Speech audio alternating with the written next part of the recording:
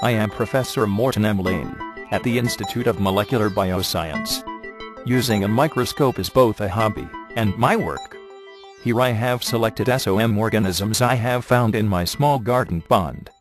There are surely many more species to be found. This time-lapse video bus shows only a few examples. In fact, the study of organisms in just a simple garden pond could surely keep you occupied for the rest of your life in order to classify them. You see various bacteria here, 2 paramecia in so-called conjugation, which is a kind of a sex process, further a small amoeba, slowly moving, and finally a peculiar protist which I have not previously seen in my microscope.